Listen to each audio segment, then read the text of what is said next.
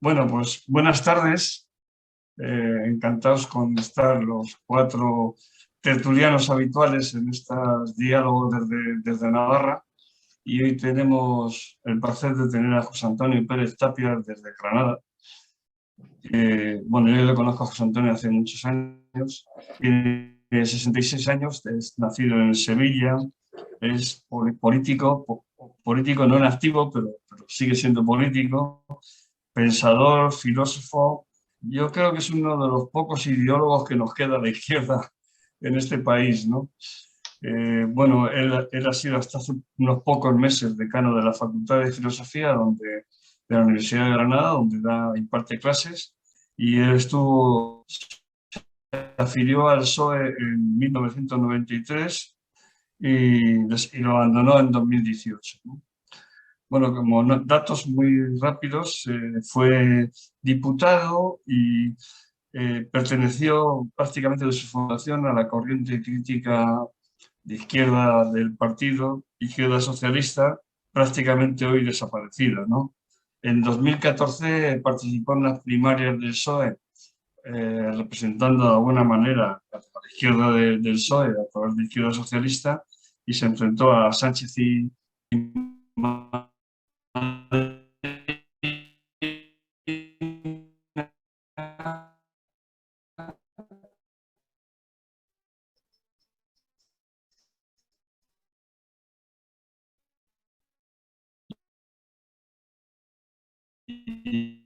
¿Estáis? tuvo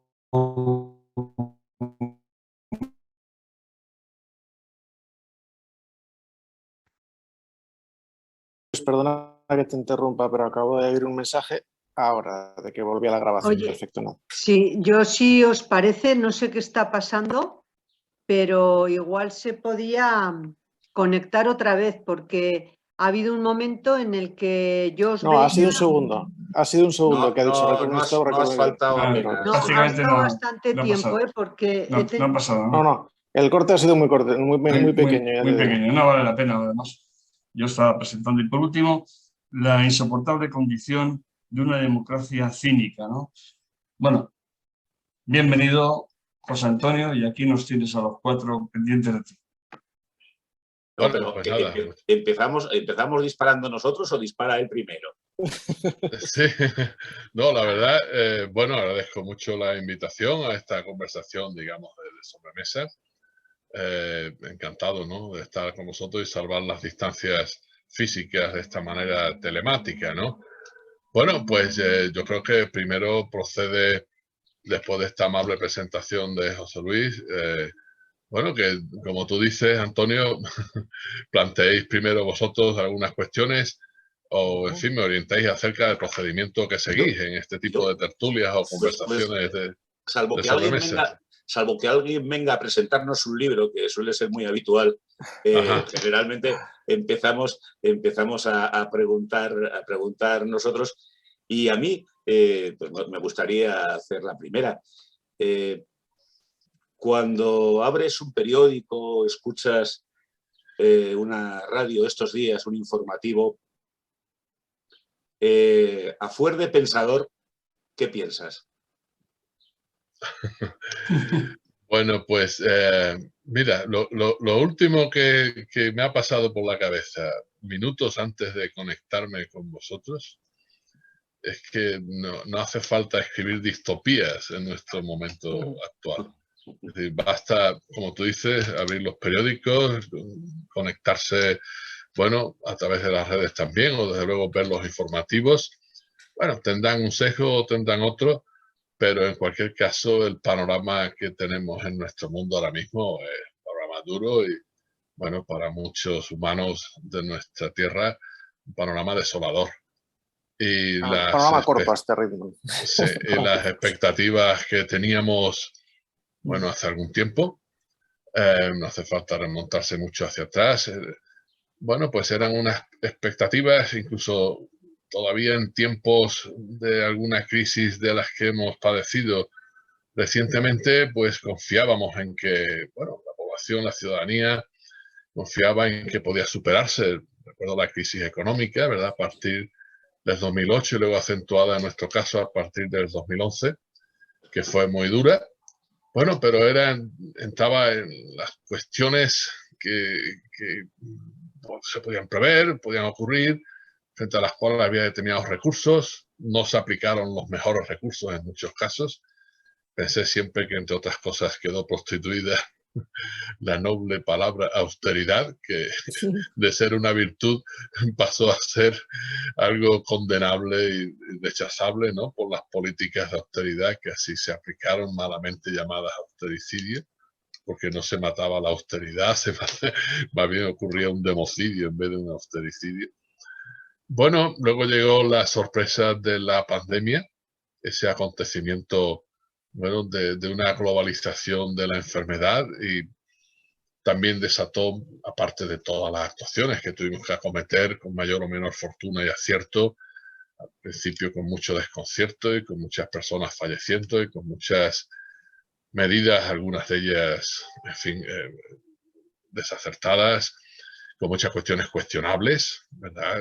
Y no solo cuestionables, sino impugnables y denunciables, como fue el caso de tantas situaciones en residencias de personas mayores. Bueno, pues esa pandemia, la globalización de la enfermedad, también nos dio una nueva dimensión de ese proceso de globalización, tantas veces mencionado, y nos planteaba cómo proceder a la globalización de la salubridad, ¿verdad? Y por otra parte, al correr del tiempo, incluso las reflexiones, por ejemplo, en nuestro gremio de filosofía, que enseguida, bueno, nos pusimos a escribir y a reflexionar y a hacer públicas determinadas opiniones, no tanto porque tuviéramos una necesidad incontenible de pronunciarnos, sino porque nos vimos muy demandados, como en otros sectores de la opinión pública, ¿no? Y bueno, surgieron opiniones, unas, digamos, más pesimistas, otras más cautelosas, algunas muy optimistas, pensando que la humanidad aprendería de esa dura experiencia del confinamiento, de la solidaridad necesaria para afrontar la pandemia. Bueno, la realidad es, si queréis, mucho más prosaica y luego las cosas, en fin, recuperan esa tanta ida y llevada normalidad. Y como dijo algún compañero, alguna figura también del campo de la filosofía, veremos antes, desde luego, el fin de la pandemia que el fin del capitalismo, ¿no? Es decir, que, y desde luego la condición humana, pues no cambia tanto. Eso la historia lo avala. Lo que sí tenemos que hacer es conseguir mejorar nuestras instituciones, nuestros procedimientos, las vías de restaurar y recomponer, bueno, no solo lo público y lo político, sino lo común, en fin, todo eso que por vía de logros institucionales, pues puede salvar el escollo que es siempre lo voluble de la condición humana, ¿no? Y luego, pues estamos ahora metidos en todo lo que supone la guerra, con todo el alcance que tiene, con el sufrimiento del pueblo ucraniano, y un conflicto de difícil salida, durísimo, muy cruento, como estamos viendo. Y ya digo, es por ahora ese último capítulo, que además cambia muchas cosas, porque incluso la guerra, pues estábamos leyendo, oyendo a quienes se han dedicado a reflexionar sobre ello, y hablaban pues de nuevas guerras, ¿verdad? De otros nuevos conflictos, en muchos casos vinculados a, bueno, a grupos terroristas, fundamentalismo de distinto signo, etcétera. Y frente a eso, frente a lo cual las democracias trataban de dar respuestas, por una parte eficaces y por otra ajustadas a derecho, en fin, todo lo que sabemos al respecto. Es verdad que algunos de esos conflictos se enquistaron de mala manera y hoy establecemos nuevas conexiones al respecto, como es el caso de Siria. Pero la guerra de Ucrania presenta pues unos rasgos nuevos que no han presentado otros conflictos anteriores en los tiempos inmediatos, ¿no? En los últimos 40 años prácticamente. Exactamente, y tiene unas repercusiones, digamos, en el orden global, que si pensamos que era un desorden, en gran medida, pero incluso lo que algún autor llamó la reconfiguración del orden mundial, pues por ahora lo que tenemos es la desconfiguración del orden mundial. La constatación de que no se había configurado nada. Exactamente, sí, sí. Entonces, pues ese es el panorama que tenemos, ¿no? Un panorama muy, no solo estructuralmente particularmente, sino en la vida de las personas, pues muy, muy distópico. Y eso, pues ya, en fin, los ucranianos ahí están con las ciudades destruidas, con la población en muchos casos masacrada, en fin, metidos en esa guerra brutal. Pero claro, pues llega también a nuestras sociedades y llega estructuralmente con inflación, con buenos recursos que no están disponibles como lo estaban antes, desde el punto de vista energético, en muchos países desde el punto de vista alimentario. Y se prevén situaciones graves una vez que el grano de Ucrania y otros productos agrícolas dejan de... Exactamente. Entonces, pues, también se ven aquí pues ciertos límites de la globalización que algunos analistas pues habían avisado sobre ello, pero no se habían tomado suficientemente en serio, ¿no? A la hora de prever qué puede pasar cuando los suministros fallan. Fallaron en algunos casos desde el punto de vista tecnológico, pero claro, todo esto ya es de otro nivel, ¿no? Afecta directamente es una buena llamada de atención, a ver si despertamos. A la vida de las personas, ¿no? Entonces, pues mira, digo, minutos antes de conectarme, justamente a raíz de un curso que estamos programando ahora en junio para doctorandos, etcétera, donde retomábamos la cuestión de utopías y distopías, pues se me pasaba eso por la cabeza, que tenemos un entorno y unas realidades muy distópicas, es decir, una realidad en lo que nuestras realidades se convierten en el lugar de lo negativo, ¿no? Frente a la utopía que era la aspiración, ¿verdad? En el no lugar todavía, donde pudiera caber el logro de metas positivas, pues estamos muy, muy metidos hasta el cuello en el lugar de lo negativo. Hombre, lo que pasa que hablando de la guerra de Ucrania y Rusia, lo que es una pena que se aproveche esta guerra para luego justificar la subida desmesurada de impuestos, la subida de la luz, la subida del gas, como está pasando aquí en España, ¿no? Que lo teníamos antes de la guerra y ahora parece que es consecuencia de la guerra. Eso sí que es una pena que se aproveche para estos menesteres. Pero yendo un poco a la política de España, José Antonio, como bien nos recordaba José Luis y hemos leído en prensa, eres de la línea o has sido de la línea más izquierda del Partido Socialista, incluso presentaste alternativa al propio Pedro Sánchez, porque Pedro Sánchez, bueno, pues ha tenido y sigue teniendo pues esas ambivalencias que no se sabe muy bien dónde está, pero al final cuando hizo el gobierno que ha hecho con los comunistas, pues se ve que vamos, que no era lo que decía al principio cuando presentaste esa alternativa. Dicho esto, ¿cómo ves al actual Pedro Sánchez en el gobierno con Podemos, comunistas, y con el apoyo de nacionalistas y más comunistas en el Congreso?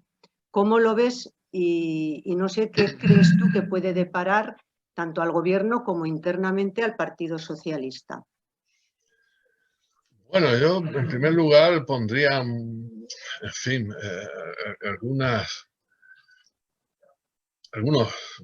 observaciones respecto a la condición de comunista de Podemos. Es decir, se le aplica esa etiqueta porque vienen algunos, bueno, y quien más venía, que era Pablo Iglesias de las Juventudes Comunistas, pues ya no está en el gobierno y bueno, y su papel...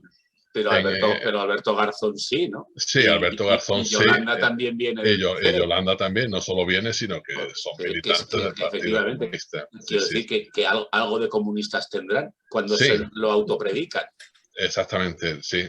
La cuestión es que, aun autoadjudicándose el rótulo que define una posición comunista en términos suficientemente diferenciados desde el punto de vista político, actualmente. Esa es la cuestión, no solo el rótulo, ¿no? Por eso decía que en ese sentido, pues lo comunista, bueno, pues ahí queda como una referencia a una tradición política, bueno, pues sí, a unas formaciones políticas a las que se deben y a las que están insertos, sobre todo los dos que acabo de mencionar, Alberto Garzón y Yolanda Díaz, pero la misma presencia de Yolanda en el partido, bueno, pues ella muchas veces lo dice, que tienen muchos componentes de tradición familiar y de, bueno, lo cual es lógico. En fin, Es una cuestión folclórica, digamos. Bueno, no lo devaluaría en esos términos porque todos nos debemos a una trayectoria, ¿no?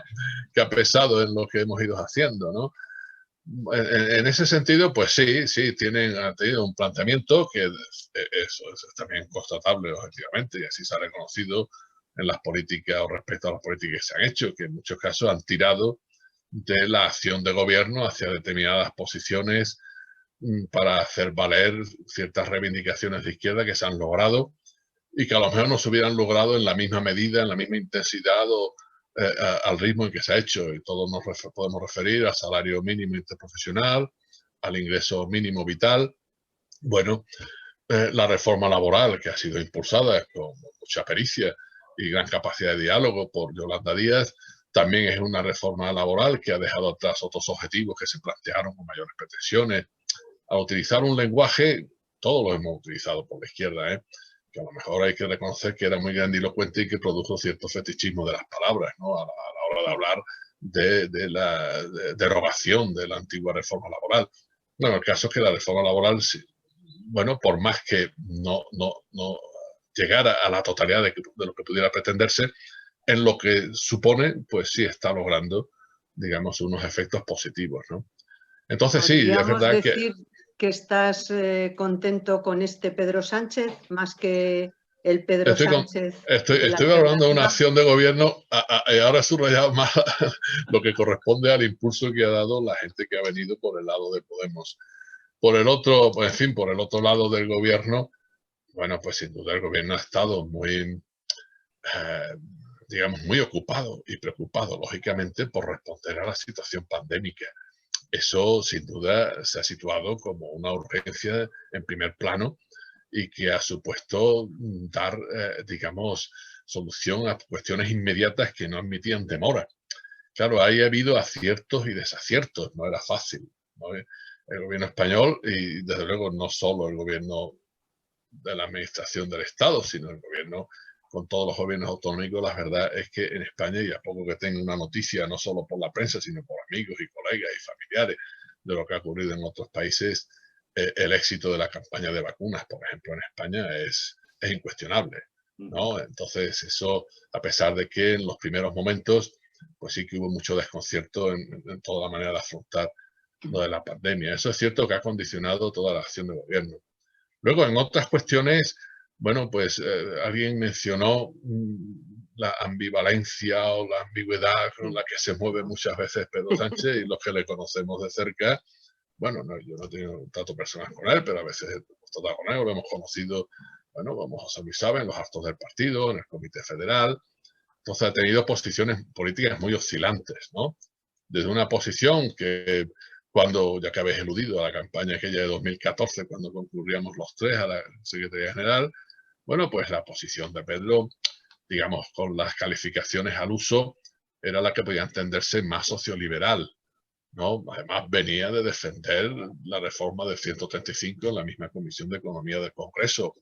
Y en otras cuestiones, pues posición era, por decirlo así, muy tímida, o había cuestiones que no sacaba en absoluto, ¿no? Otros en aquel momento, pues ya insistíamos en la necesidad de pactar por la izquierda. Ya Podemos estaba consolidándose en el panorama político después de aquellas elecciones europeas en las que dio un salto que sorprendió a muchos, ¿verdad? Y hablábamos de la necesidad de recuperar ese diálogo con la izquierda porque las mayorías absolutas, etcétera, de las que había disfrutado o las que podían aspirarse en otro momento, ya no estaban en el horizonte político al que se pudiera aspirar. En otras cuestiones, pues su posición no es que se decantara tampoco de manera muy explícita como en las cuestiones territoriales, cuando defendíamos pues un federalismo, y algunos insistiendo en que había de ser un federalismo plurinacional, si queríamos abordar la crisis grave del Estado, que a las crisis que hemos mencionado, pues aquí está siempre latente, otras veces manifestada de manera más rotunda, la crisis del Estado español. Y otras cuestiones, en fin, que aparecen siempre ahí merodeando, cuestiones de laicidad o cuestiones que a veces parece que han estado más próximas, como los de una banca pública, que se podría haber aprovechado pues todos los momentos en los que, bueno, la banca en España pues ha recibido unos caudales de financiación pública imponentes y eso no se ha aprovechado en absoluto, ¿verdad? Entonces, bueno, pues conocemos esas posiciones. Luego, en determinado momento, después de la moción de censura y el primer gobierno, cuando después de las elecciones del 19, las segundas en noviembre, bueno, pues Perú, digamos, de hecho, se retracta de muchas cosas que había planteado de manera explícita, negándose a un pacto con Podemos, y los hechos llevan a pactar con Podemos. A pactar con Podemos, y no solo con Podemos, sino, bueno, lo que se llama mayoría de investidura, ¿no? Con Bildu, con los Esquerra Republicana de Cataluña, con Compromís, es decir, con esa España, no diré periférica, digamos, yo diría la España antisistema, por decirlo. Salvándole, no, porque muchas veces más antisistema el mismo Partido Popular, o sea, no se utiliza eso, pero entonces, por ahí es donde se muestra. Luego, pues hay actuaciones, en fin, algunas recientemente, pues han sido no solo motivo de sorpresa, sino han dado pie a unas críticas que alguien puede pensar que paradójicamente han logrado aglutinar a todo el espectro político y con mucho sufrimiento del Partido Socialista, que es la misma cuestión del Sáhara Occidental y de la relación con Marruecos. Y para colmo, pues ahora con todo el asunto Pegasus, que tú aludías, Miguel, hace un momento, o alguno de vosotros, pues se ve que en medio de la crisis de hace un año, con todo lo de Ceuta y demás, pues en fin, el gobierno español y su presidente a la cabeza estaba siendo espiado por ese supuesto aliado fiable. O por cualquier otro, aún no se sabe nada. Eso el paso de Iglesias por el CNI, lo que hizo, Dios mío. Oye, una cuestión, José Antonio, sí. Ya paro, pero es que como información simplemente. En Navarra, con el apoyo de Bildu y, bueno, el acuerdo de Bildu con el gobierno de Chivite para que Bildu apoyara los presupuestos, pues ya tenemos la antesala a la banca pública. Porque han aprobado hoy en sesión de gobierno una cosa con 3 palabras, pero que es la antesala, ¿no? Que es el Instituto Navarro de Inversiones, que es la base y la antesala para la banca pública, que creen que para el 2023 estará. Bueno, pues es una magnífica noticia, me alegro de que la compartáis conmigo. Pero hay lo que hay que lograr... Lo he dado como información, José Antonio. Pero bueno, pues esa información... Claro, lo bueno será que esa institución no quede reducida a lo que a la escala del gobierno es el ICO, ¿no? Que siempre, o a lo que fueron las cajas de ahorros.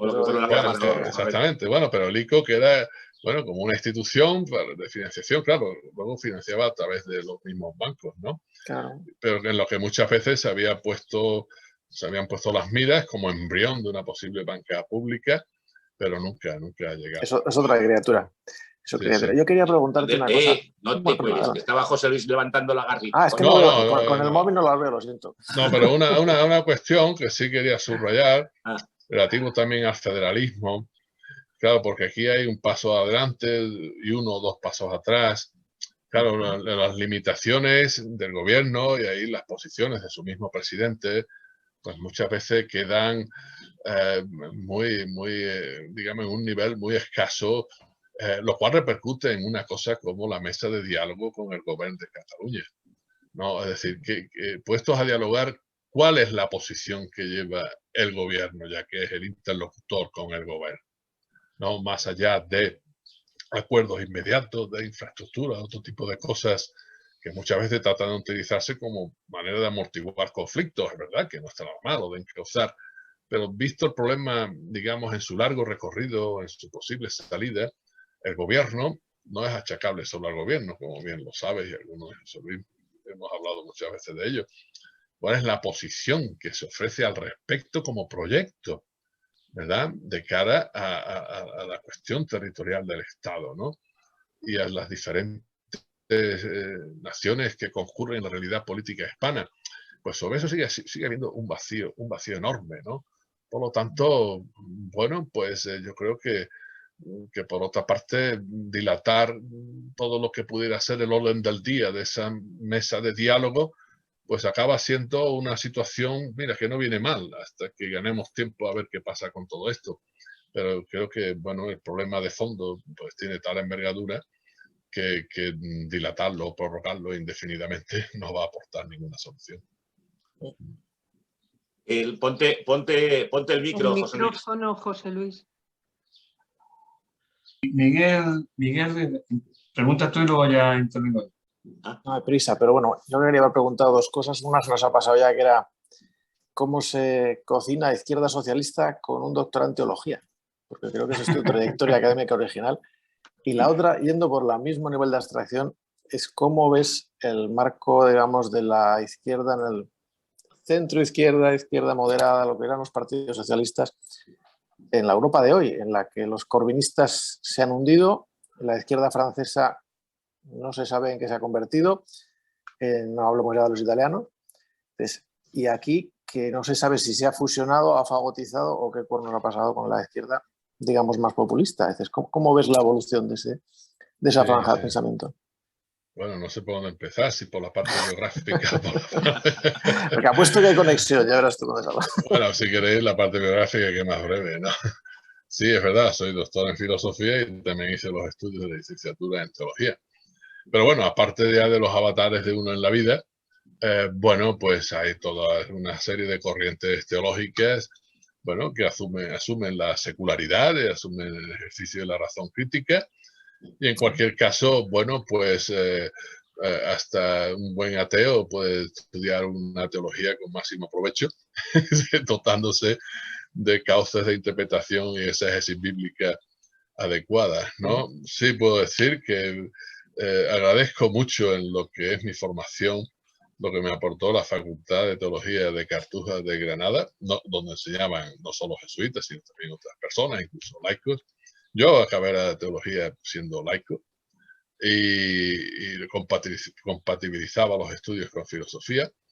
Bueno, por lo demás, pues hay muchas zonas de solapamiento entre unas corrientes y otras de esos distintos campos. Hace poco escribí un artículo al hilo de un homenaje a un queridísimo compañero, filósofo y teólogo a la vez, sobre, bueno, pues las preguntas críticas que plantea la filosofía a la teología y lo que desde la teología como herencia recoge la filosofía, ¿verdad? Sabiendo por otra parte que es un material indisponible, ¿no? Es decir, que no podemos manejarlo conceptualmente, ¿no? Es decir, que ahí hace falta un ejercicio de razón crítica a muchas bandas, pero con un caudal de capacidad de interpretación o de una hermenéutica que no solo aplique la sospecha, sino la recepción y la escucha a distintas tradiciones, lo cual es sumamente importante.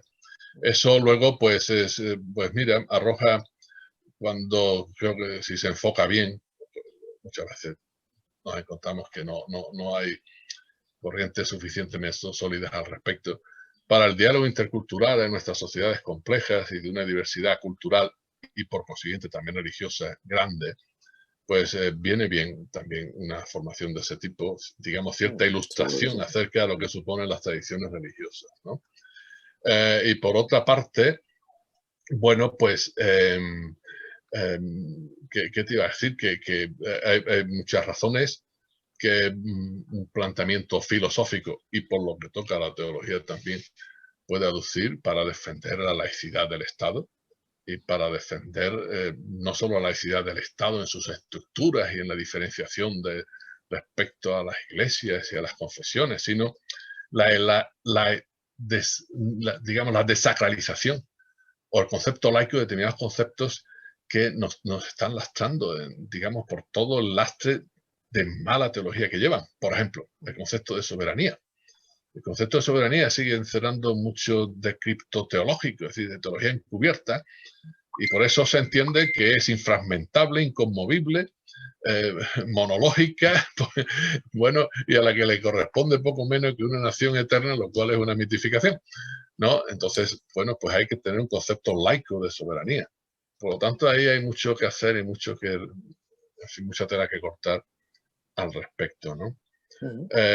Por lo demás, pues algunos somos herederos de corrientes tales como la teología de la liberación en su día, o lo que supusieron cristianos por el socialismo hace décadas, ¿verdad? Y que fueron movimientos de diálogo, de hacer porosas las fronteras, de confluencias de muchos colectivos y muchas personas, y creo que eso dejó una herencia positiva, ¿no? Queda un poco lejos, el contexto actual es distinto, pero ahí está eso.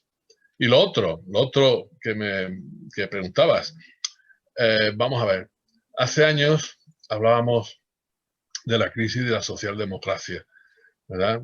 Que además en España tomamos nota de ello, como todo vamos llegando un poquito tarde a todo, es decir, ya la socialdemocracia alemana estaba planteándose eso desde los años 70, 80, ¿verdad? Cuando aquí justamente se trataba de poner los mimbres de un estado de bienestar, eran los primeros gobiernos de Felipe González y del PSOE con él, ¿verdad? Y otros ya estaban, recuerdo de un alemán que escribió aquello de las contradicciones del estado de bienestar, Klaus Hofe, ¿no?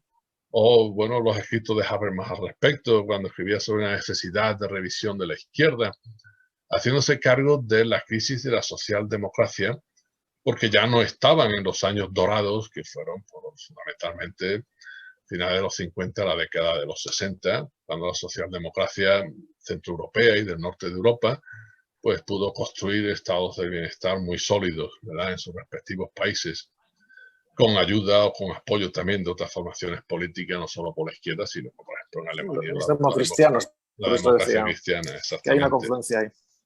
Sí, pero que ya veían venir que, bueno, las dinámicas internas de esos estados y de sus respectivas democracias, pues iban poniendo ciertas contradicciones sobre la mesa que no se afrontaban suficientemente, las cuales se acentuaron a partir de la crisis del petróleo del 73, cuando la capacidad de disponer de recursos financieros para costear todos los servicios del estado de bienestar quedó disminuida, y cuando empezaron a plantearse problemas de desempleo en sociedades que no lo habían conocido en los tiempos recientes de ese auge, de esa época dorada de la socialdemocracia. Luego ocurrió que todos los procesos, dicho brevemente, de globalización, etcétera, desde el punto de vista económico, ya que ha sido algo fundamentalmente económico, constituyendo un mercado global, pues han provocado que se rebajara el papel del Estado y que quedara minusvalorado o depotenciado respecto a las presiones del mercado. Claro, eso fue un pie forzado para la socialdemocracia, muchas veces insalvable. Y de ahí viene pues que se diera ante el empuje neoliberal de Thatcher y otros, y la cuestión de la tercera vía de Tony Blair. Es decir, porque la socialdemocracia, llamémosle clásica, se había apoyado en el Estado para intervenir en el mercado. Y para desde esa correlación entre Estado y mercado articular políticas de pacto social, de pacto de rentas, de, en fin, acuerdos entre clase obrera y empresariado, o entre socialdemocracia y democracia cristiana donde la hubiera, por ejemplo, ¿no?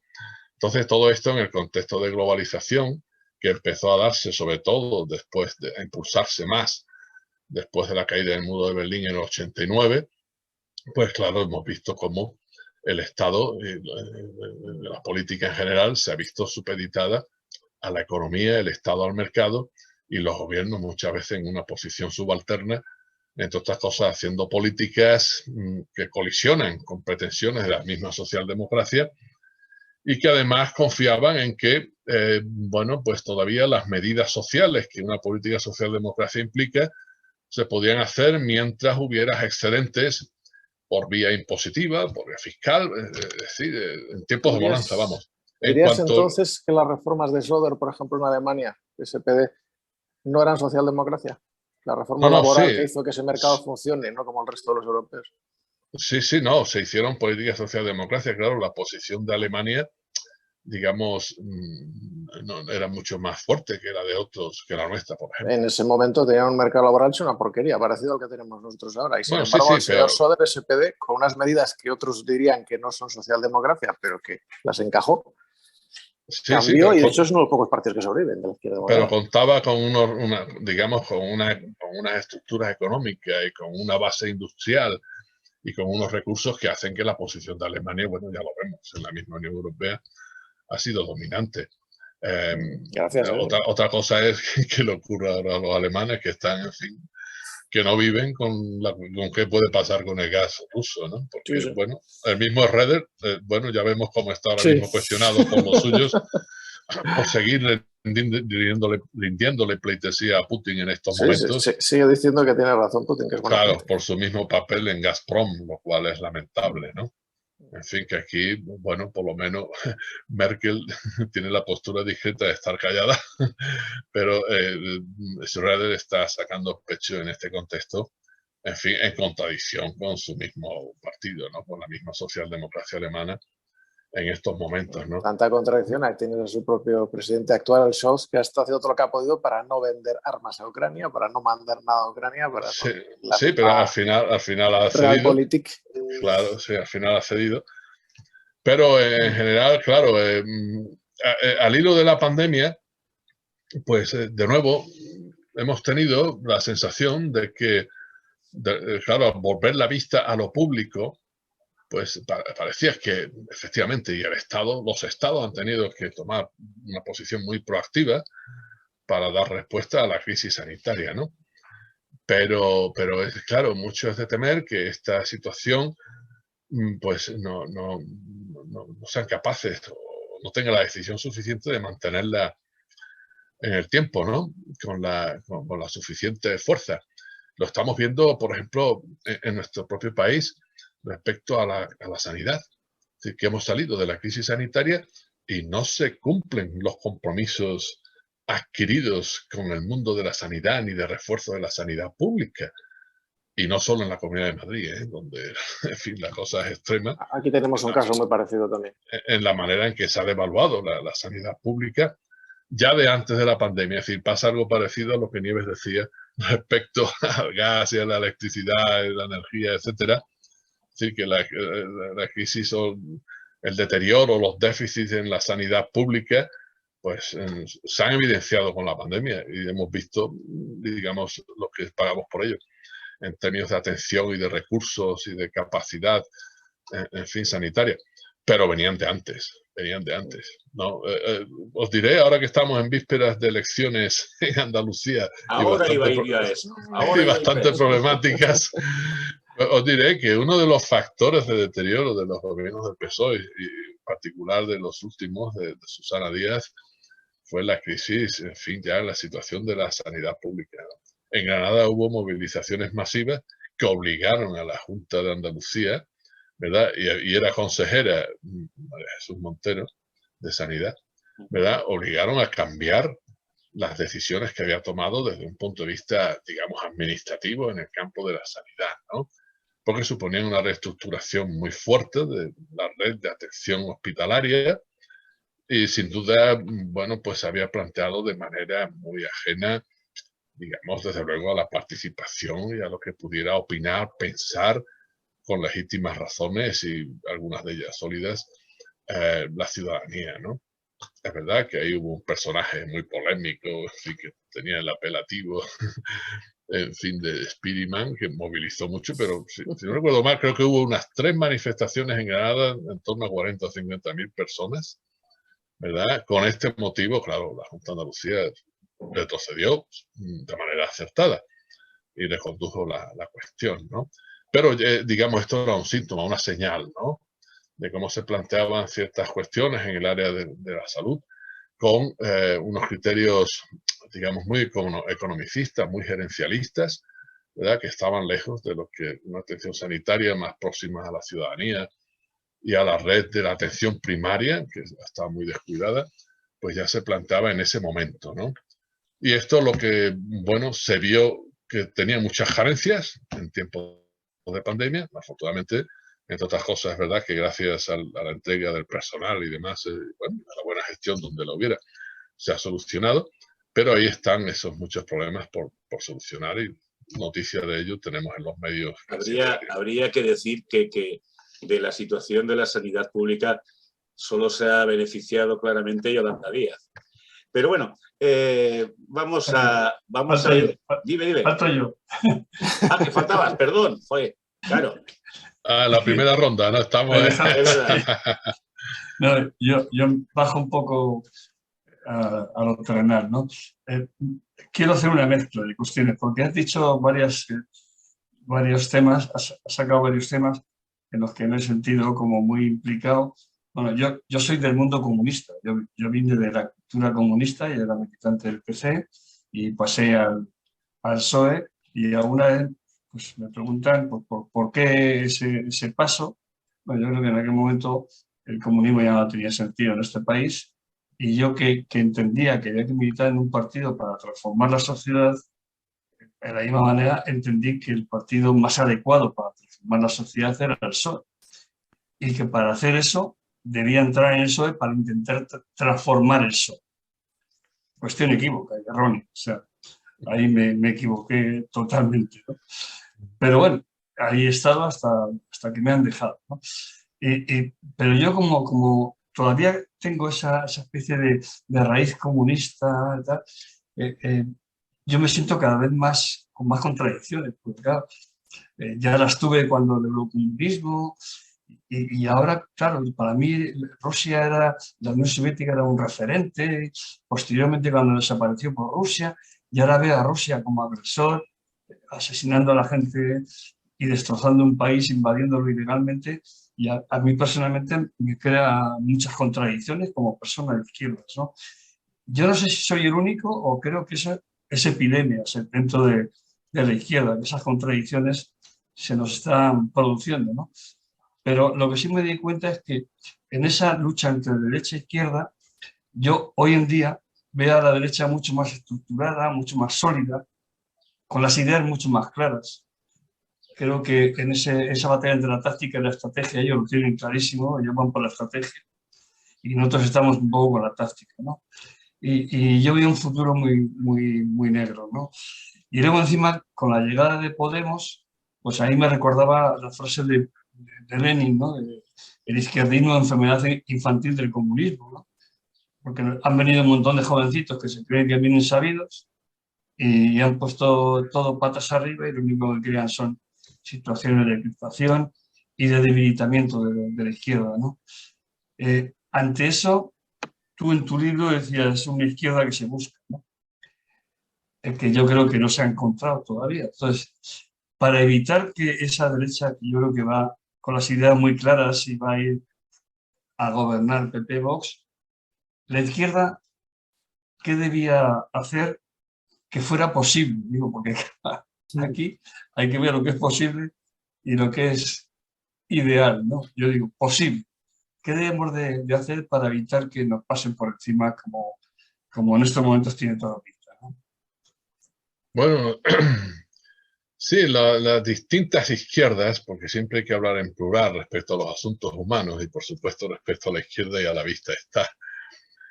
Pues claro, muchas veces históricamente hemos tenido serios problemas de articular esa pluralidad. Y ha habido exclusiones muy fuertes y muy duras, bueno, entre socialdemócratas y comunistas, desde la Segunda y luego Tercera Internacional. Y luego en el mismo campo comunista, pues en fin, te voy a hacer más referencias históricas que mencionarla, bueno, como el estalinismo pues liquidó al trotskismo de la manera más brutal, bueno, hasta acabar con Trotsky, como todos sabemos que acabó Stalin con él, ¿no? Entonces, ha habido pues esas tendencias. Y luego hemos hablado de la socialdemocracia hace un momento, tratando de buscar su espacio. Bueno, ahí se vio que la vía de la tercera vía de Blair, pues tenía apadronada por algunos sociólogos, Giddens, etcétera, ¿verdad?, de prestigio, y que parecía una vía que respondía, bueno, por lo menos a ciertas situaciones inmediatas. Bueno, tenía mucho de claudicación ante un neoliberalismo, como tú dices, una posición de derecha desde el punto de vista económico y con su correlato político, un nuevo paradigma, como decíamos, una posición muy claudicante, ¿no? Y el socialismo en general, o la socialdemocracia, pues no supo en ese momento reaccionar, entre otras cosas, por ejemplo, creo que perdura hasta el día de hoy, Si la socialdemocracia, los partidos socialdemócratas, donde sigan teniendo peso, y es el caso afortunadamente de España hasta ahora, pues defienden políticas sociales, obviamente, ¿verdad? Y atendiendo a reivindicaciones ciudadanas, a necesidades sociales y a posibilidades políticas. Pero digamos, el punto débil está en que esas políticas sociales no tienen una base de una política económica socialdemócrata. ¿Dónde tenemos una política socialdemócrata? Y ahora resulta que, bueno, que Piketty ¿verdad? Resulta que se convierte, y razones tiene, ¿no? En suministrar, bueno, pues algunas orientaciones para desde la economía posibilitar políticas enfocadas hacia la igualdad, y no solo igualdad de género, en este caso también igualdad social, obviamente, ¿no? ¿Por qué? Porque la misma socialdemocracia, bueno, pues hasta en el mismo lenguaje se volvió muy timorata, ¿no? Es decir, que hubo un momento en que costaba trabajo hablar de capitalismo, incluso, bueno, ahora cuando el paro se acentúa, pues las personas que lo padecen se descubren o redescubren como trabajadores o trabajadoras porque buscan trabajo. Pero, ¿y la mitificación que hemos hecho y en la que se está del emprendimiento? ¿Verdad? Con toda la mitificación que ello supone y que está todo articulado desde un paradigma muy individualista, como corresponde al modelo neoliberal. Luego, por el lado comunista, pues ya sabemos que desde Gramsci el comunismo trata de reformularse y de adaptar sus planteamientos y sus estrategias, como has dicho, al... un momento.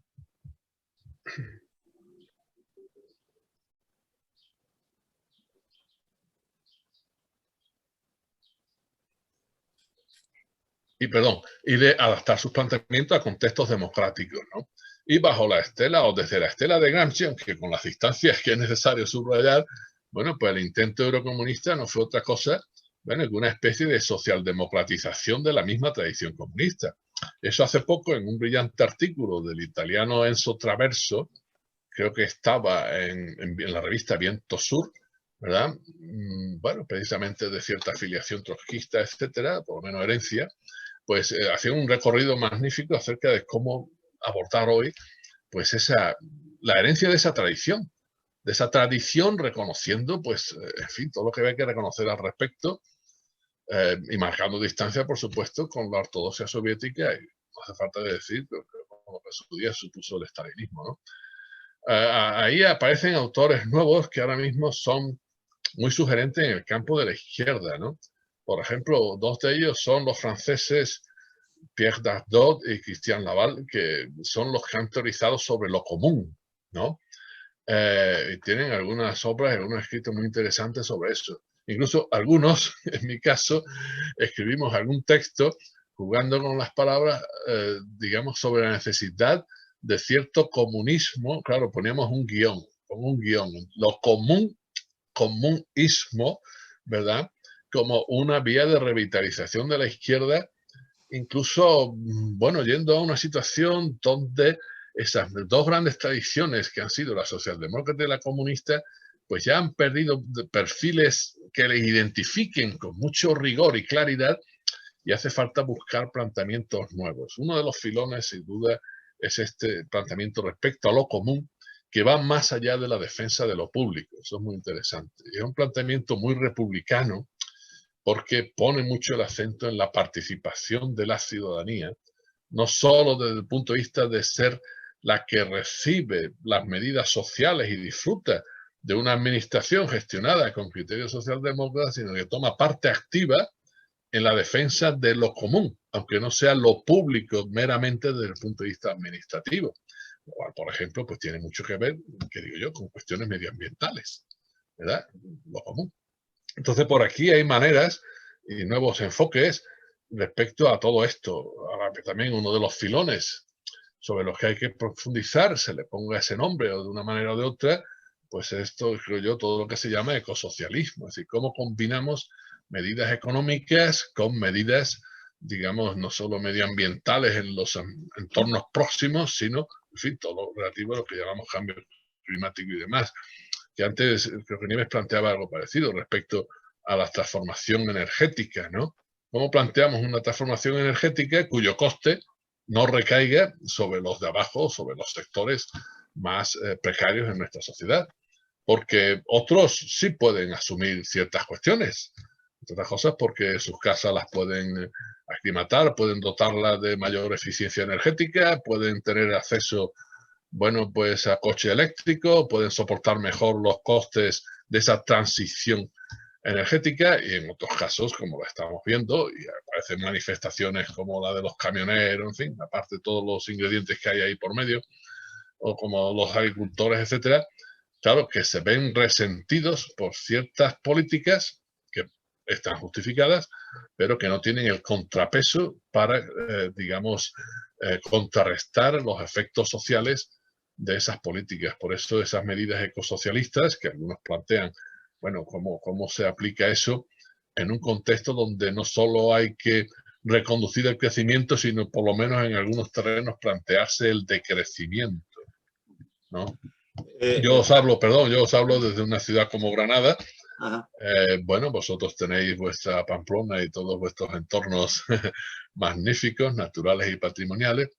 Bueno, pues os diré a título anecdótico, ¿no? En esta ciudad, si uno conecta las radios por la mañana o a lo largo del día en los espacios que tienen para información local, un porcentaje altísimo es comentar los índices de ocupación hotelera y cómo va la cuestión turística día a día. Es decir, es que no hay otra industria. Es decir, podemos vivir solo de eso. Y con lo que estamos diciendo, podemos aspirar a con el AVE que vengan más turistas, que, bueno, que las líneas aéreas pongan más vuelos a Granada, que llenemos las calles de Granada de terraza, que la Alhambra, que es el monumento que recibe más visitantes a lo largo del año, que está a más de 3 millones, pues en vez de 3 millones tenga 5 millones. Bueno, estamos en un contexto de desmesura que no puede prorrogarse indefinidamente. No, pero para eso entonces habrá que potenciar otras industrias que nos den al menos los resultados que nos da el turismo. Y eso de momento ni está ni se le espera por lo que se ve. Pero quería bajar un poquito ya ahí a Granada y a todas las provincias que le rodean para ver cómo, has dado un pequeño apunte antes, cómo ves las próximas elecciones autonómicas en Andalucía para las que faltan, pues, bueno, un mes y poco. Sí, son el 19 de junio, ya un mes y una semana, vamos. Pues mira, no veo un horizonte halagüeño, dicho suavemente. No veo un horizonte halagüeño. Ya, en fin, los sondeos, todos sabemos que los sondeos pueden tener un sesgo u otro, según quién encarga y quién paga, pero cuando todos coinciden en la misma dirección, bueno, pues el río suena y agua lleva, ¿no? Entonces, lo que dicen todos los sondeos es que el Partido Popular sube, y sube de manera notable, y Vox también sube. Es decir, a lo mejor no en la misma proporción, pero también sube. Es decir, que lo previsible, a no ser que ocurra lo imprevisto, es que sigamos teniendo un gobierno de derecha. La cuestión está en si ese gobierno de derecha necesitará incorporar a Vox o no. Y si lo necesita, lo hará. Incluso con la moderación que caracteriza a Juan Manuel Moreno Bonilla, el presidente de la Junta, que en fin, que ha sabido capear temporales y se ha ido construyendo una imagen mucho más moderada, desde luego, a decir verdad, nada que ver con el estilo Casado, este venía de otra escuela, en fin, yo coincidía con su presencia cuando yo también estaba en el Congreso de los Diputados. Y bueno, y eso que ejercía ciertas funciones de ariete en aquel contexto, en los turnos de preguntas y demás, pero no, él tiene otro estilo y bueno, por eso está muy contento con Feijóo, ¿no? Pero que ya pactó con Vox, por lo menos para la mayoría parlamentaria, hace 4 años, con los 12 diputados que Vox sacó en las elecciones autonómicas anteriores, que ya se veía venir, que entraba en el Parlamento, pero a decir verdad se esperaban 4 o 5 y sacó 12. Y ahora puede sacar más. A eso se añade, pues, por lo que yo puedo percibir y los datos constatan, que la posición del PSOE no está muy fuerte. Quería ir ahí un momento, José Antonio. Perdona, y luego no nos olvidemos que lo comentamos después, de Podemos. Lo que ha pasado con la confluencia de las izquierdas. Pero quería ir primero a eso. ¿Tú consideras que la situación actual del PSOE en Andalucía es solo culpa de lo que ha habido en el PSOE de Andalucía, desde Chávez, Griñán, pasando por Susana Díaz, hasta Juan Espada, o pesa mucho también la percepción que hay del PSOE, de este PSOE actual, de este PSOE de Pedro Sánchez, de un gobierno de Pedro Sánchez? No, yo no creo que pese mucho lo de Pedro Sánchez, la verdad. Yo creo que pesa más las dinámicas internas. En las elecciones anteriores, que el PSOE ganó en términos de votos, no pudo configurar mayoría, pero seguía siendo primer partido, cosa que previsiblemente puede que no ocurra en las actuales. Ya el primer partido será el PP, a tenor de los estudios demoscópicos, pero digamos el PSOE había ido entrando en una dinámica de un desgaste fuerte, ¿verdad? Es decir, de no ofrecer un discurso que respondiera a nuevas situaciones y nuevas realidades en Andalucía. No se podía hacer el mismo tipo de discurso que hacía 10 años o 15 años. Luego también es verdad que las figuras políticas una y otra vez redundaban en ser las mismas. No había una sensación de una renovación suficiente que generara un nuevo entusiasmo, nuevos motivos de apoyar candidaturas socialistas. Y luego, bueno, pues el PSOE, yo creo que hay una cuestión de fondo que se paga y tiene también un efecto que dura lo suyo y que te cuesta mucho trabajo quitarse de encima. Es decir, el PSOE ha tenido políticas muy clientelares, ¿no? Ese es el telón de fondo del famoso caso Erez. Ahí el caso Erez, que lo utiliza la derecha de manera perversa, sobre todo, en fin, acudiendo a las figuras, en fin, desgraciadamente puestas en la picota, y todavía esperemos a ver qué hace el tribunal al que han recurrido Chávez y Griñán. La verdad es que siento bastante que se hayan visto en esto. Bueno, pues por cuestiones de la administración de la Junta, no por una actuación directa. No es un caso de corrupción, tiene nada que ver con los casos de corrupción del PP, ¿no? Es decir, que aquí, digamos, el PSOE no sacaba ninguna financiación ilegal ni nada de esto. Pero sí es verdad que hacía determinados favores en determinadas zonas y a determinadas personas o sectores. Bien, es verdad que con los ERE se beneficiaron miles de trabajadores que perdían empleo, lo cual no se dice nunca. Cuando se dice, no, es que han estado en juego no sé cuántos cientos de miles de millones. Claro, los millones que ha costado pues mantener a estas personas, ¿verdad? Con, digamos, con el paro que tengan cubierto, etcétera, etcétera. Y ahí se aprovecharon pues otras personas, determinados colectivos. También hubo determinadas actuaciones muy llamativamente concentradas en ciertas zonas. Bueno, y eso era pues un indicio de esa práctica clientelar, ¿no? Es ahí donde hay un factor de corrupción. En otros casos sin ERES y sin nada. Pero es verdad que el PSOE pues tiene ese componente. Perdió peso en las ciudades hace mucho tiempo. Bueno, lo hemos visto que Juan Espadas y otros pues lo recuperaron. Bueno, ahora también, una vez que el alcalde de Ciudadanos, pues después de otros años en Granada, tuvo que dejar la alcaldía, ¿verdad? Que había sido militante y senador del PSOE, etcétera, etcétera, ¿verdad? Y otra vez tenemos... Alcaldía que, por cierto, le quitaron a Pepe Torres Hurtado, que luego fue declarado inocente, ¿verdad? Sí, bueno, tiene otros casos pendientes todavía, pero en fin, es probable que... Pero por el caso por el que se le quitó la alcaldía, fue declarado inocente. El caso Nazaríes, sí. Eso parece una cosa injusta, ¿verdad?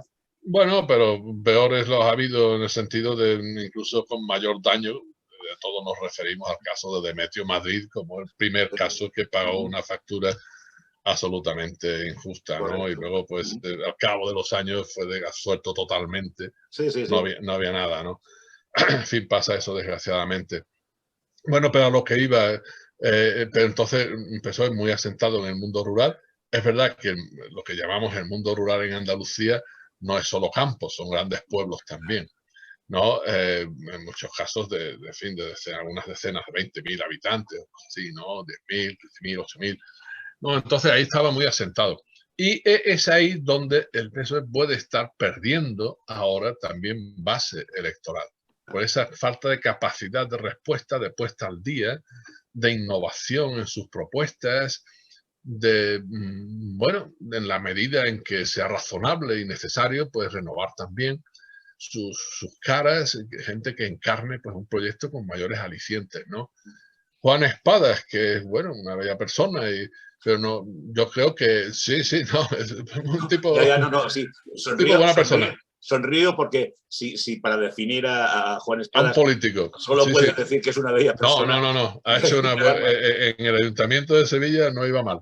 Lo tuvo que dejar. Pero digo eso, en fin, como contrapunto a que cualquier observador del terreno te dirá que no ha conseguido una proyección suficientemente fuerte. Es que Andalucía es muy grande. Es que ese es el tema. Es que Andalucía son 9 millones de habitantes, 9 y pico. Votantes seremos 7 millones o 7 millones y pico. Es decir, para hacerlo una idea, Andalucía es como Portugal. En extensión y en habitantes es como Portugal. Entonces, claro, el problema de Juan Espadas es que esa bella persona. No, digo bella persona también en sentido político, porque, por ejemplo, pero fue muy receptivo en las campañas que hicimos en el 2014, nos atendió con mucha cordialidad, asistió a algunos de nuestros actos. No es un tipo ni sectario, ni en aparachi clásico, etcétera, pero le falta tirón y proyección en el conjunto de Andalucía. Eso es un hecho objetivo. Y luego la otra parte de las izquierdas, el asunto era muy previsible. Tendréis noticias de la decisión que hubo en el mismo grupo parlamentario de Dante Andalucía. Los anticapitalistas, liderados por su lideresa, en fin, bien consolidada, que es, ¿verdad? Teresa Rodríguez, pues rompieron con el grupo parlamentario, hay mucha falta de entendimiento, además clamorosa. El grupo parlamentario que quedó como tal en el Parlamento andaluz, aunque los otros se llevaron el nombre, porque eran mayoría, pues rompió con ellos y les negó el pan y la sal, y eso originó pues unas fricciones y unos enfrentamientos muy fuertes, ¿no? Bueno, con Teresa Rodríguez pueden coincidirse en algunas cosas, una persona muy cordial con la que uno se puede entender bien.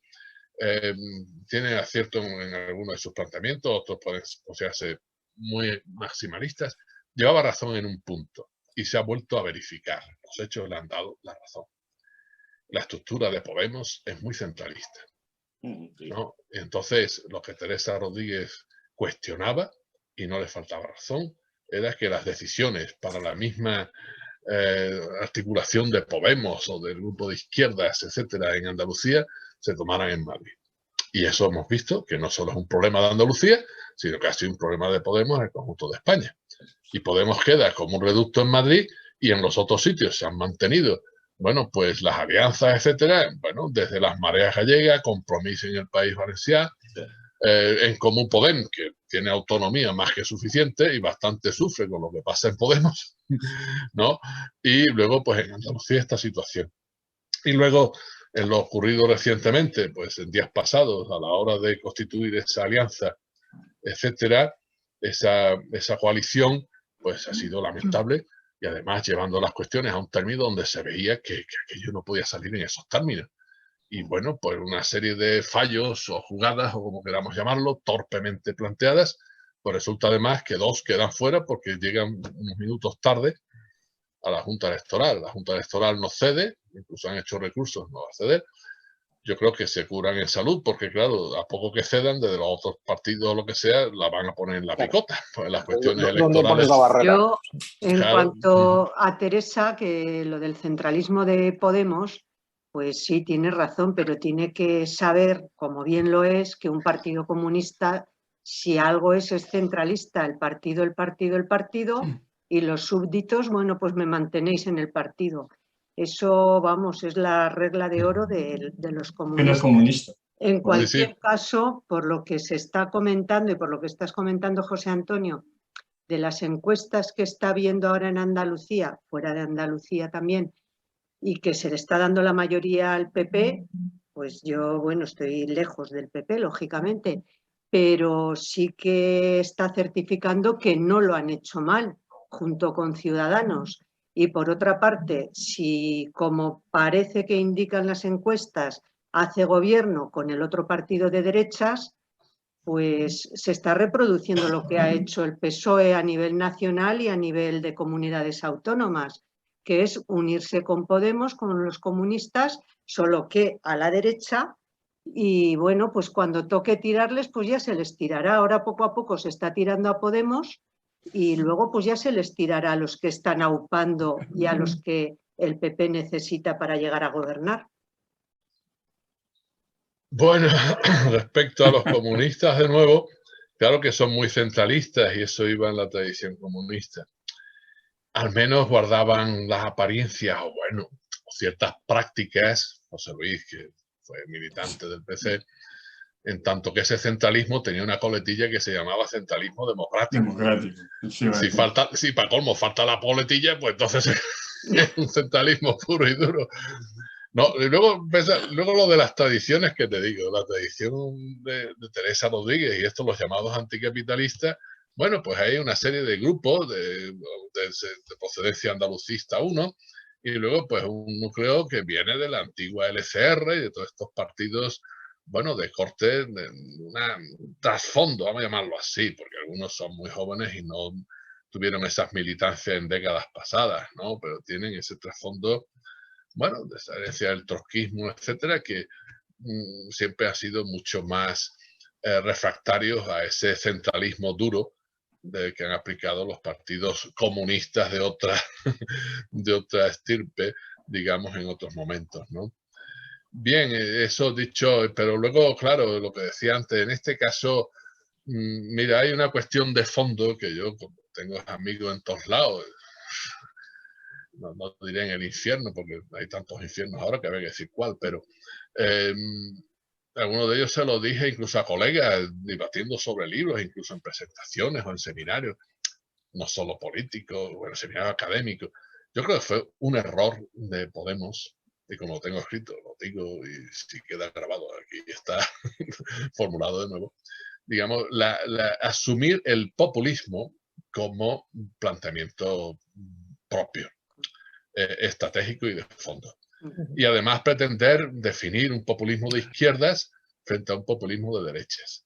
En cuanto se mete uno en un planteamiento populista, las derechas te van a ganar, porque ni siquiera tienen que defender que son populistas. Digamos, lo son tan naturalmente que no tienen que explicitarlos, ¿verdad? En muchos casos, si hay una derecha liberal que sea consecuente con una tradición liberal, no digo neoliberal, y republicana, pues no será populista. Pero el populismo, pues, ¿qué lleva consigo? Pues lleva consigo pues, esa personalización del liderazgo en unos términos presidencialistas y no caudillistas muy fuertes. Eso va en todos los populismos. Y la pretensión de construir un pueblo desde una amalgama recogiendo pues, una serie de reivindicaciones no planteadas, sobre todo, perdón, no resueltas, en un contexto además de un sistema que está en crisis o cuestionado por distintos motivos. Y a partir de ahí, pues eso, construir pueblo. Pero claro, un pueblo que tiene muchos componentes étnicos y muchos etnos y poco demos. Es decir, eso los populismos de derecha, los de izquierda. Claro, un pueblo poco republicano. Por eso algunos situamos el debate en este sentido entre republicanismo y populismo, ¿no? Entonces, y además yo creo que han cometido, y se evidencia en lo que he comentado antes, que había un error a recoger esos planteamientos populistas, sobre todo de ciertos autores y de ciertos partidos, con los que había cierta relación en Latinoamérica, y trasplantándolo acá. Es decir, al final un planteamiento populista con ese presidencialismo fuerte, movilizando emociones para generar adhesiones, ¿verdad? En un contexto de crisis de los de abajo frente a los de arriba, incluso aparcando la diferencia izquierda-derecha, como se dijo en su momento. Todo esto, bueno, desde un concepto de pueblo muy genérico y poco republicano, ¿dónde acaba? En la identidad nacional. Esto le puede funcionar a los argentinos hasta donde funcione, que ahí andan con el peronismo, que en fin, se lían cada 2 por 3, ¿no? Pero ¿qué pasa en Argentina? No tienen problemas territoriales, ni nacionalidades o naciones que tengan que darles una solución en el panorama político suyo, mientras que la realidad hispana es plurinacional. Por lo tanto, pretender un planteamiento populista tal cual, ¿verdad? En España, desde la izquierda, aparte de colisionar por la derecha, pues te bloquea respecto a determinadas soluciones. De hecho, Podemos, incluso si os fijáis en el discurso, acoge lo de la plurinacionalidad, porque es un hecho tan palmario que no es eludible, pero no elabora un planteamiento federalista. ¿no? Entonces, bueno, pues a veces parece que estas cuestiones, bueno, estas son cosas de los teóricos, filosofía política. No, pero es que, bueno, pues una mala idea te puede llevar a una mala estrategia o una mala teoría, ¿verdad? Es decir, que, en fin, ya Lenin dijo algunas frases de esas que se citan con frecuencias al respecto, ¿no? ¿Verdad? No hay nada más revolucionario que una buena teoría. Ahora, si la teoría es mala, la has pinchado, ¿eh? Pues aquí hay algunos componentes teóricos de fondo que, en mi opinión, han dificultado mucho de lo que ha ocurrido en Podemos.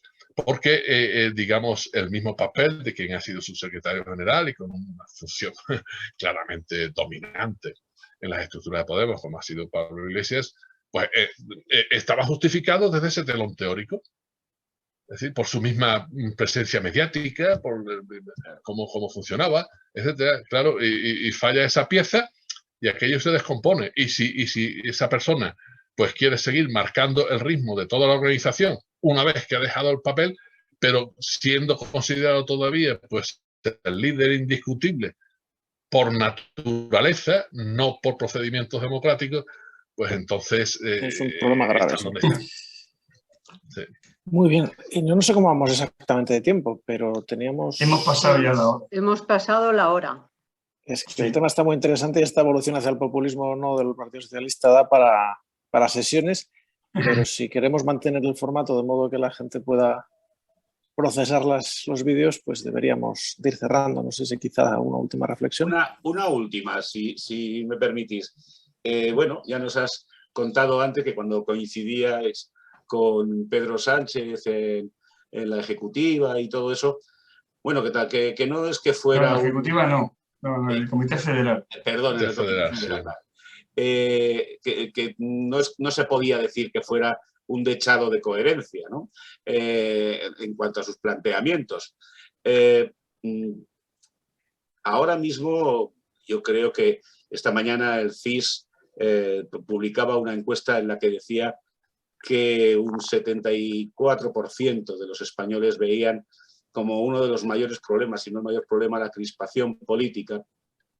Y un número parecido, no sé si era el 69, el 72, pensaba que había que caminar hacia pactos de Estado. Yo, sinceramente, hacia no que creo gobernara la lista más votada. Esa era la tercera, pero se hablaba también de los pactos de Estado.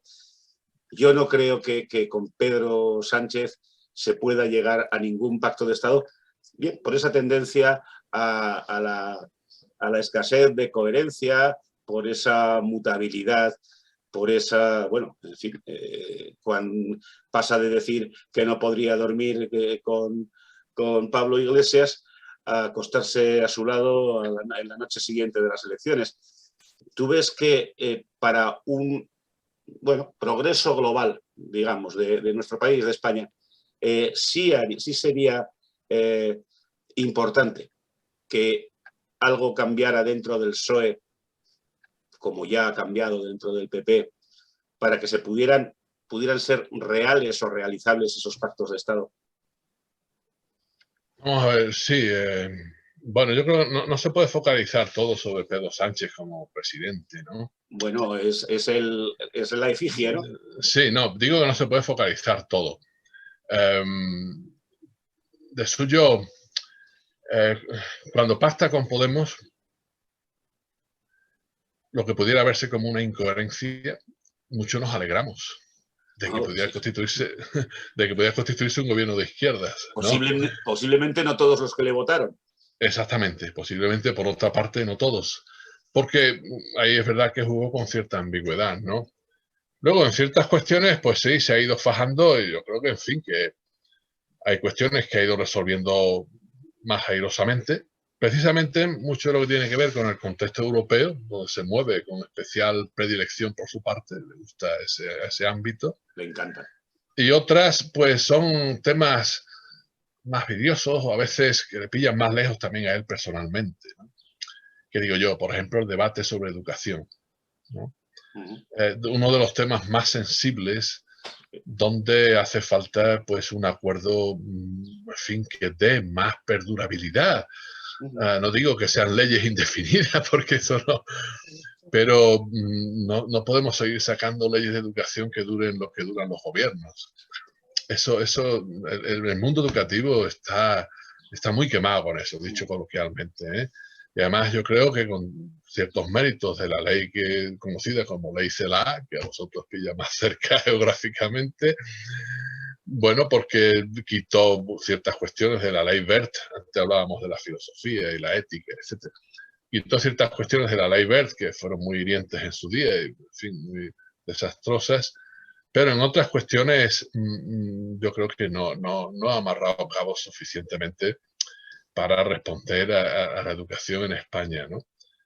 Y además hay ciertas cuestiones que, aun pretendiendo defender la escuela pública, que eso va por delante, pero sin embargo hay ciertas cuestiones que no corren a favor de la escuela pública, porque van a ser de difícil aplicación. Es verdad que ahí hay algunas series de cosas, cuestiones de fondo, en fin, por oficio también me dedico a ellas, en verdad que están afectando mucho a cómo se legisla y a qué sale de esa legislación después. La manera como se interpreta desde mi punto de vista, que no es el único, me escribo también a lo que piensan otros, más, en fin, credenciales que yo al respecto. Por ejemplo, la teoría de las competencias educativas, tanto ahí de llevadas, bueno, pues eso no está resolviendo ciertas cuestiones en el ámbito educativo. Está originando, bueno, pues unos planteamientos a veces tan de laboratorio, tan lejanos. Por eso digo que parte de la escuela privada concertada también lo va a poder aplicar, pero parte de la escuela pública no. No, el profesorado no va a estar en condiciones. Por otra parte, los que estuvimos acompañando, pues que digo, ya hace ya tiempos jóvenes, la implantación de la LOCSE con su parte experimental, con los debates en los centros de profesores, con los movimientos de renovación pedagógica, aquello, como dijo el clásico, acabóse y no hubo nada. Aquí no ha habido interlocución con los colectivos de docentes, ¿verdad? Entonces, bueno, pues allí le llega esto, le llegarán los decretos, tendrán que aplicarlo, la gente capeará el temporal como pueda, pero veo que, bueno, esto al hilo de un sector que afecta mucho a la vida, tanto que se dice la educación, y cuando hay un problema en determinado campo, todo el mundo se acuerda de la educación, desde la educación viaria hasta la educación, en fin, en clave feminista o antipatriarcal o antimachista. No, por no decir la educación, en fin, en el acceso a las tecnologías informáticas, la educación digital, todos nos acordamos de la educación, pero luego, conclusión respecto a lo que tú decías, efectivamente aquí hace falta pues unos diálogos más a fondo. No es fácil, ¿eh? Porque en la educación la derecha española, que no es la democracia cristiana alemana a la que aludimos al principio, lo tiene como un factor estratégico. Y no solo por defender la escuela privada o privada concertada cuando es en su porcentaje altísimo religiosa, con un componente confesionalista que muchas veces, lejos de lo que exigiría la laicidad llevada también a la educación, también obligatoria para los colegios privados. Pero que responde a la libertad de elección de centro de los padres, ¿no? Exactamente. Entonces ahí, para la derecha, ¿cómo interpretan la libertad de elección de centro? ¿Verdad? Y además en la educación es donde atan pues un vector conservador y un vector neoliberal. Y eso para la derecha es un terreno donde se reúnen esos dos vectores de su base social, y no solo electoral, sino de su base social, incluido también sus connivencias con los sectores eclesiásticos al respecto, relevantes al respecto, y hace muy difícil que en España pues se avance en eso. Pero como quiera que sea, hay que hacer un esfuerzo mayor en ese sentido. En otros casos, por ejemplo, la renovación del Consejo General del Poder Judicial. Bueno, por ejemplo, pues ahí el cerrojazo del PP ha sido tremendo. Y bueno, y el PSOE cedió incluso a un candidato, Odón Elorza, que tú citabas antes, José Luis, votó en contra y de manera indefendible se le ha sancionado por eso, cuando de alguna manera salvaba la cara, ¿sabes? De todos, y no solo la suya. Pero, digamos, ¿en qué trampa se cayó? Es decir, que si pareciera que era fruto de un pacto, bueno, pues vamos a suponer que había que aceptar determinadas candidaturas porque después íbamos a renovar el Tribunal Constitucional a su vez. Y aquello se frenó. Y hasta ahora nada. Es decir, que se dio el primer paso, se cedió, y luego el PP vuelve a echar el cerrojazo. Veremos a ver qué hace Feijóo, pero depende también de cómo vayan los ciclos electorales y todo este tipo de cosas, ¿no? En fin, no está fácil dialogar y, bueno, pues hay que hacer más esfuerzos al respecto, ciertamente. Aquí el tipo de liderazgo en cada caso, es decir, que el cargo sea orgánico o sea institucional, no garantiza el liderazgo social. Es decir, no garantiza el crédito de autoridad moral, de confianza, ¿verdad?, de aceptabilidad, que requiere un engranaje en una sociedad muy tensionada y ante conflictos y situaciones como las que tenemos. Eso es un hecho. Por otra parte, una observación general que va también en relación a lo que nos ocurre en las izquierdas y tiene que ver con lo que decíamos de Andalucía, en fin, no hemos profundizado más, etcétera. Mira, tenemos un debate político, bueno, José Luis, muchas veces nos vemos por las redes, un debate político muy dogmatizado, muy sectario, con unas prácticas excluyentes y denostar a quien tiene una opinión distinta, bueno, a la primera de cambio. Y además pensando que, digamos, los planteamientos de ideas o de propuestas digamos, forman un paquete inamovible. Es decir, si tú te has situado en determinadas posiciones políticas con fulanito, con menganito, con este partido, con el otro punto, no puedes tener ninguna divergencia en ningún punto. En cuanto planteas alguna cosa distinta, se está viendo al hilo de la guerra en Ucrania, ¿verdad? Pues ya resultas condenado o denostado, sin atender a razones y sin intercambiar, digamos, las razones que podamos tener unos u otros. Le está pasando al movimiento feminista, es decir, el debate en torno a la cuestión de género, ¿verdad? O mejor dicho, con el género en cuestión en el campo feminista, pues está siendo durísimo. No vamos a decir que la ley trans o la propuesta de ley trans pues tenía todos los motivos para aceptarla de manera indiscutible. No, además entra en procesos de tramitación parlamentaria y a ver qué pasa.